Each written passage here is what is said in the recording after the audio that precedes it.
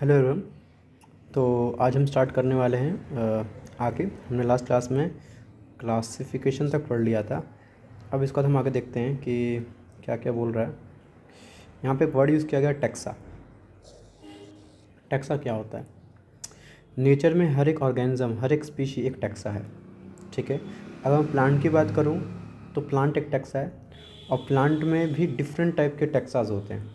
जैसे कि राइस एक प्लांट है तो ये भी एक टैक्सा है। वीट एक प्लांट है, वो भी एक टैक्सा ही है। तो नेचर में हर एक ऑर्गेनिज्म डिफरेंट डिफरेंट लेवल पे वो एक टैक्सा होता है। ठीक है। तो यहाँ पे बताया गया है कि जैसे कि dogs, cat, mammal, wheat, rice, plant, animal all are convenient categories we use to study organism. The scientific term for these categories, मतलब ये चाहे डॉग की बात करो, चाहे कैट की बात करो, चाहे मैमल की बात करो, ये एक टैक्सा है जो कि डिफरेंट डिफरेंट लेवल पे होते हैं। तो the taxa can be indicate category at different level. Plant also form a taxa, wheat is also a taxa. Plant भी टैक्सा है, और क्योंकि वीट एक प्लांट है तो वो भी एक टैक्सा ही है, पर डिफरेंट लेवल पे। एनिमल एक टैक्सा है, मैमल एक टैक्सा है, डॉग भी टैक्सा है। All are taxa, but you know that dog is a mammal and mammal are animal. तो बोलना चाह रहा है कि डॉग मैमल होते हैं, मैमल एनिमल्स होते हैं। Therefore animal, mammals and dogs represent taxa but at different level. ठीक है।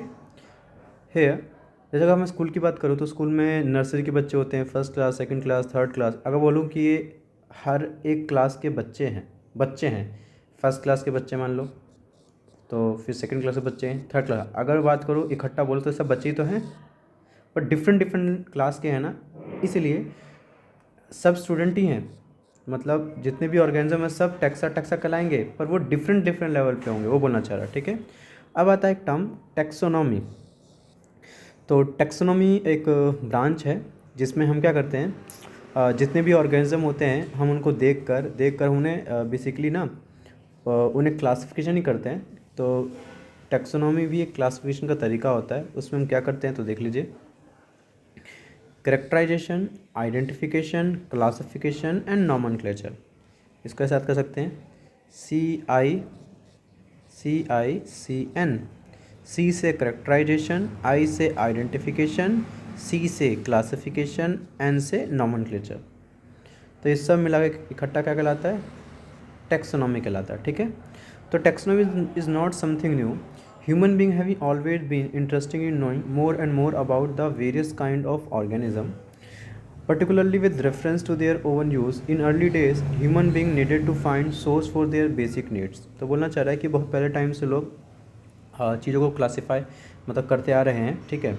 In early days human being needed to find source for their basic needs, मतलब ह्यूमन बहुत पहले टाइम से ही जैसे कि अपने बेसिक नीड्स के, जैसे खाना हो गया, कपड़ा हो गया या शेल्टर हो गया। हैंस अर्लीस्ट क्लासिफिकेशन वर, पहले का क्लासिफिकेशन यूज़ के ऊपर था कि कौन हमारे किस यूज़ आ रहा है, कौन हमारे खाने के लिए यूज़ में आ रहा है, कौन कपड़े पहनने के यूज़ में आ रहा है, और कौन शेल्टर बनाने में यूज़ में आ रहा है।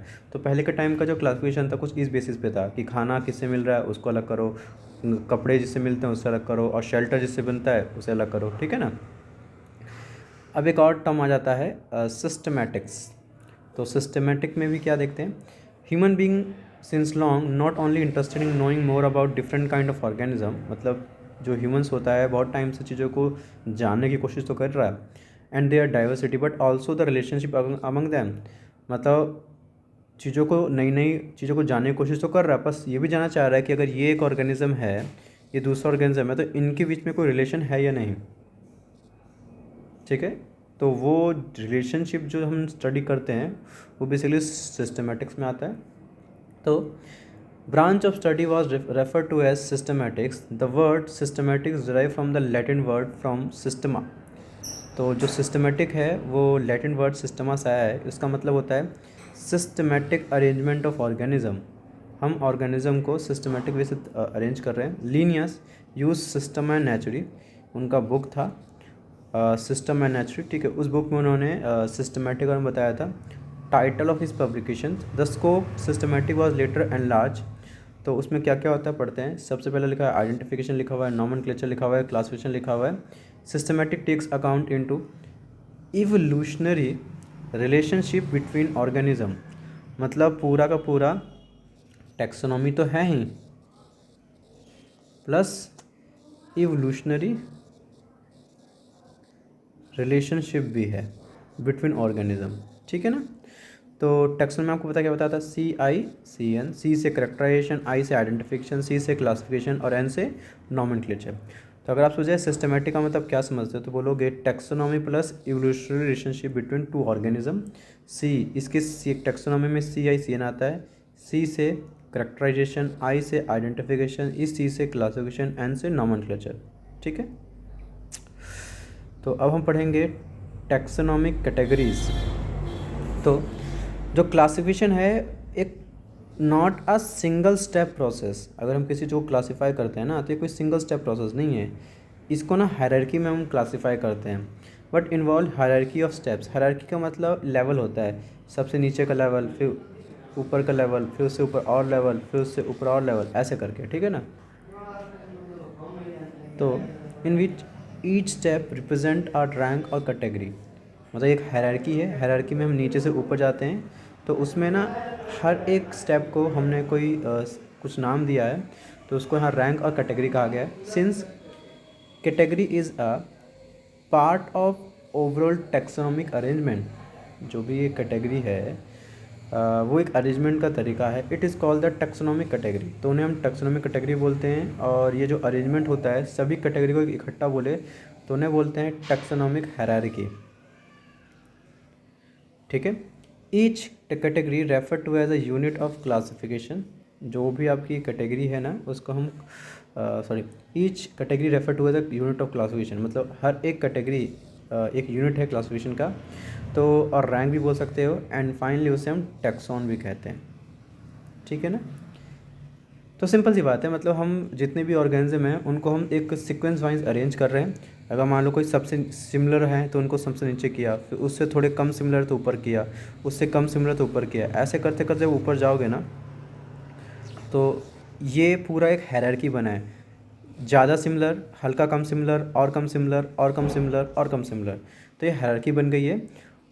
इस पूरी हायरार्की को मतलब हर एक स्टेप को हम बोलेंगे कैटेगरीज है, ठीक है। और जो इकट्ठा देखे तो बोलेंगे टैक्सोनॉमिक हायरार्की है, ठीक है।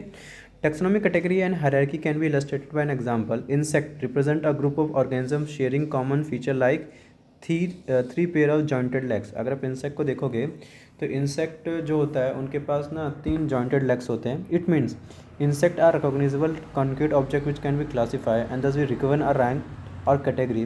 Can you name other such organism, group of organism. तो बताना चला कि मतलब इंसेक्ट को आप कैसे पहचानोगे, तो उनका ये फीचर्स होता है। फिर आगे group represent category, category further denote rank, each rank और taxon in fact represent a unit of classification. अगर आपसे पूछे ना कि यूनिट ऑफ क्लासिफिकेशन क्या है, तो बोलोगे टैक्सॉन या रैंक, ठीक है। Taxonomic groups categories are distinct biological entities and not merely morphological aggregate, ठीक है। तो बोलना चाह रहा है कि जो टैक्सोनॉमिक ग्रुप्स होते हैं और कैटेगरी होते हैं are distinct biological entity and not merely morphological aggregate. तो उनके मॉर्फोलॉजिकल एग्रीगेट के बेसिस पे ना करके उनके बायोलॉजिकल एंटिटी के बेसिस पे करते हैं। अब आता है taxonomical study of all known organism have led to the development of common category such as. क्या क्या है, तो किंगडम है, फाइलम है, डिवीज़न है। ये देखो डिवीज़न वर्ड हम प्लांट के लिए यूज़ करते हैं, लिखा हुआ है, और फाइलम बोल सकते हैं एनिमल के लिए। क्लास बोलते हैं ना, phylum Porifera, insect, Arthropoda, Coelenterata, Ctenophora, वो सारी चीज़ें। फिर ऑर्डर है, फैमिली है, जीनस है, सबसे लास्ट में स्पीशीज़, सबसे लास्ट में स्पीशीज़, उसके बाद जीनस, जीनस के बाद family, family, order, class, division, phylum and kingdom, ठीक है। तो all organism include those in plants and animal kingdom have species are lowest category. Now the question में ask how to place an organism in various category. The basic requirement is the knowledge of character of individual or a group of organism.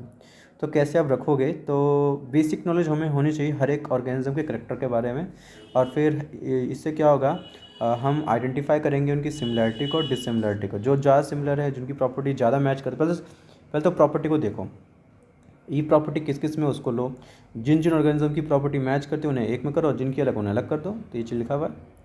तो लिखा हुआ है among the individual of same kind of organism as well as other kind of organism. अब आता है species. तो species क्या है,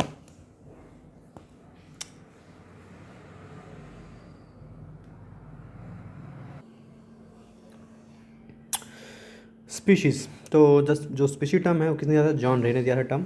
उसका लिखा है taxonomic studies consider a group of individual organism with fundamental similarity as a species. मतलब हम स्पीशी उन्हें कहेंगे जिनकी जो फंडामेंटल प्रॉपर्टी हो, बिल्कुल बेसिक प्रॉपर्टी वो बिल्कुल सेम हो जाए, मैच करे, तो उन्हें हम वो स्पीशी बोलते हैं।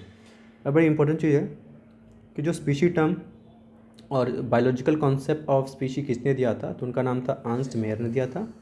और इसका मतलब क्या होता है कि अगर दो ऑर्गेनिज्म आपस में ब्रीड करके अगर न्यू यंगन प्रोड्यूस कर पा रहे हैं और वो जो बच्चा पैदा हुआ है अगर वो आगे जाके बच्चा पैदा कर सकता है तो उसे हम स्पीशी बोलते हैं। मतलब सेम ग्रुप ऑफ ऑर्गेनिज्म अगर आपस में इंटरब्रीड करके मतलब फर्टाइल बच्चा पैदा कर रहे हैं तो हम बोलेंगे वो स्पीशी है। अगर मान लो आप दो डिफरेंट स्पीशी को लेकर आप बच्चा पैदा करवाते हो तो ऐसा बच्चा ना स्टेराइल पैदा होता है।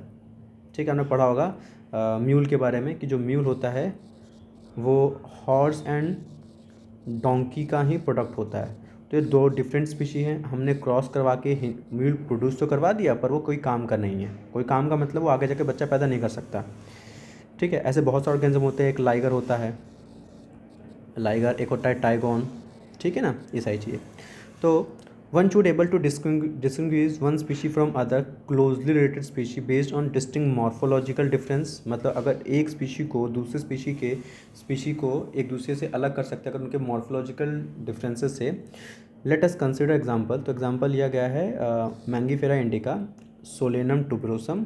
आपको पता है मैंगीफेरा इंडिका क्या होता है, मैंगो होता है। सोलेनम टुबरोसम क्या होता है, पोटैटो होता है। पेंथ्रालियो लाइन होता है। All three names indica, tuberosum and Leo represent the specific epithet. मतलब ये पूरा एक साइंटिफिक नेम है मैंजीफेरा इंडिका। तो इंडिका जो है वो स्पीशी है।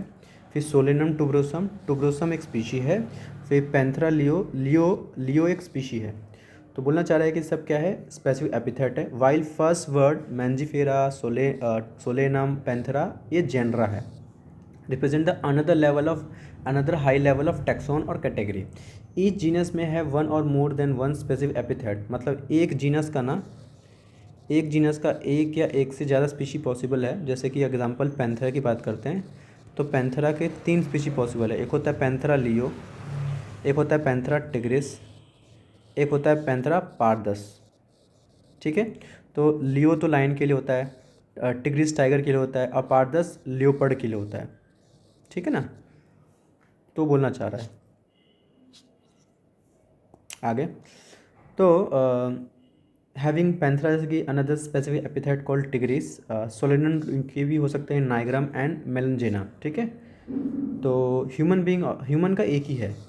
ह्यूमन का जो साइंटिफिक नेम में जो जीनस है वो एक ही है, बोल सकते हो Homo sapiens which is group into a Homo. The scientific name for human being is Homo sapiens. ठीक है, तो ध्यान रखिएगा। तो आगे आता है जीनस। जीनस में क्या है, तो जीनस में बोलोगे कि दो या दो से ज़्यादा डिफरेंट स्पीशीज़ मिलके जीनस बनाते हैं। और अगर जीनस की बात की जाए तो स्पीशीज़ में ज़्यादा सिमिलरिटी होती है एज़ कम्पेयर टू जीनस। तो group of closely species which have more character in common is in comparison to species of other genera. We can say that genera are aggregate closely related species. For example potato, tomato and brinjal are 3 different species. मतलब ये अलग अलग species हैं but belong to the same genus Solanum. समझ रहे हो, तो species तो सेम है, मतलब स्पीशीज़ दोनों सबका डिफरेंट डिफरेंट है पर उनका जो जीनस वो क्या है, सेम। वो क्या है, सोलेनम। तो आप वो कह सकते हो कि एक जीनस था, उसके 3 डिफरेंट डिफरेंट स्पीशीज़ है। एक पोटैटो वाला एग्जाम्पल, दूसरा टोमेटो वाला एग्जाम्पल और तीसरा एग्जाम्पल है ब्रिंजल का। ठीक है ना। फिर बात करें पैंथरा स्पीशीज़। जो पैंथरा होता है उसके भी 3 डिफरेंट डिफरेंट स्पीशीज़ होते हैं। तो एक होता है पैंथरा, एक है पैंथरा लियो, मतलब लियो एक स्पीशी है। दूसरा पैंथरा पारदस स्पीशी है एक, और तीसरा है टिग्रिस। तो देखो लियो, पारदस और टिग्रिस 3 डिफरेंट स्पीशीज़ हैं पर सबका जीनस क्या है, कॉमन, पैंथरा, पैंथरा और पैंथरा। ठीक है ना। फिर आगे जाके कि the genus differ from another genus Felis which include cats. तो बोल सकते हो कि अब ये 2 डिफरेंट जीनस मिलके क्या बनाएंगे, फैमिली बनाएंगे। ठीक है, तो आगे आते हैं फैमिली की बात करते हैं। तो फैमिली में क्या है, The next category, family, has a group of related genera with still less number of similarity. अगर हम जीनस की बात करें तो जेनरा के कंपेयर में फैमिली में जो सिमिलरिटी वो कम मिलेंगी, ठीक है. Families are characterize on the basis of both. ये बड़ा इंपॉर्टेंट है, ये बहुत इंपॉर्टेंट है कि किस बेसिस पे हम फैमिली को कैटेगराइज करते हैं कि दो डिफरेंट जीनस की सेम फैमिली हो सकती है. On the basis of vegetative and reproductive features. किस पे? वेजिटेटिव और रिप्रोडक्टिव फीचर्स पे. Among plant for example 3 different genera, जैसे कि सोलेनम एक अलग जेनरा है, पेटूनिया एक अलग जेनरा है, धतूरा एक अलग जेनरा है, पर सबको हमने एक फैमिली में डाला है. फैमिली का नाम है सोलेनेसी. ओके, कुछ ऐसा हो गया कि सोलेनेसी एक फैमिली है, इसके 3 डिफरेंट जेनरा हैं. पहला है आपका सोलेनम, ठीक है. फिर उसका दूसरा है पेट्यूनिया, फिर तीसरा है धतूरा. तो ये एक फैमिली, इसके 3 डिफरेंट जीनस थे. और ये सब की प्रॉपर्टीज़ जो होती हैं, किस बेसिस पे हमने एक ग्रुप में डाला इन्हें, क्योंकि इनका जो वेजिटेटिव और रिप्रोडक्टिव जो होता है उसकी सिमिलरिटी के बेसिस पे, ठीक है. तो यहाँ लिखा हुआ वेजिटेटिव एंड रिप्रोडक्टिव फीचर्स के बेसिस पे. अब आगे फिर अगर हम बात करें, पैंथेरा एक जीनस है, तो इसमें क्या क्या आता है, लायन, टाइगर एंड लेपर्ड आता है. उन सबको हमने एक फैमिली में डाल दिया.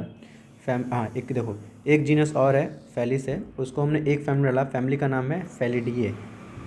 मतलब फेलिडिए एक फैमिली है. इसके 2 जीन्स बता दिए. एक आपका कौन सा है, एक आपका पैंथेरा जीनस है और दूसरा जीनस कौन है, फेलिस.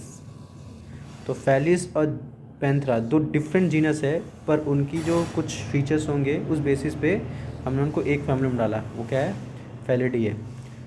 फिर बाद में ये जैसे कि एक डॉग की फैमिली होती है, उसे कैनिडिए बोलते हैं.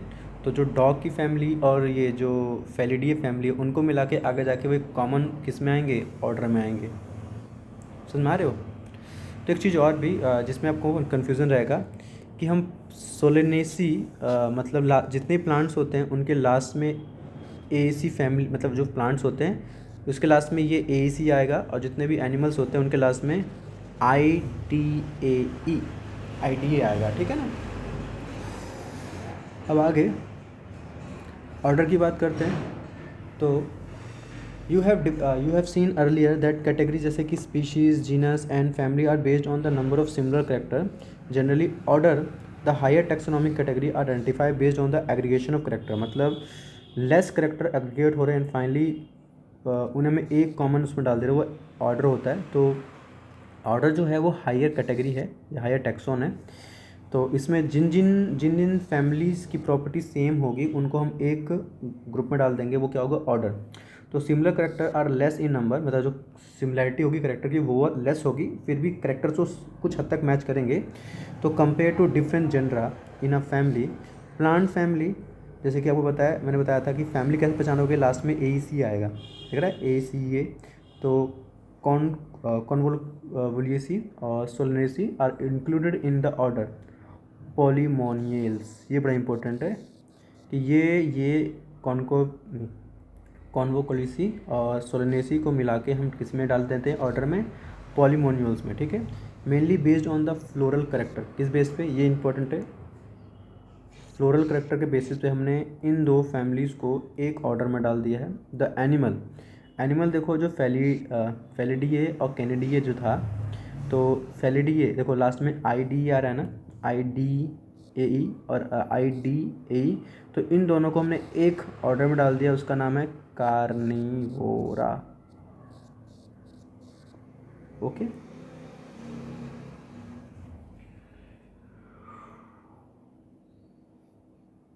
चलो अब आगे बढ़ते हैं. आता है अब अगला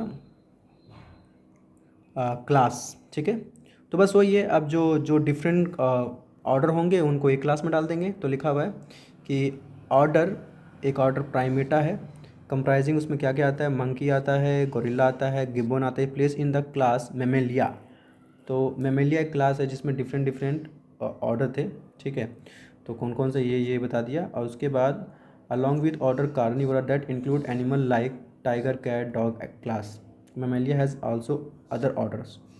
तो बोलना चाह रहा है कि जो आपका क्लास है उसके डिफरेंट डिफरेंट ऑर्डर्स पॉसिबल है और वो किस में आते हैं, इसमें आते हैं ऑर्डर के अंदर, सॉरी क्लास के अंदर। अब फाइलम, अब वही बात होगी कि जैसे जैसे ऊपर जाओगे फीचर्स कम सिमिलर होते दिखेंगे, ठीक है। तो लिखा हुआ है classes comprise animals like fishes, amphibians, reptiles, birds along with mammal constitute the next higher category called phylum.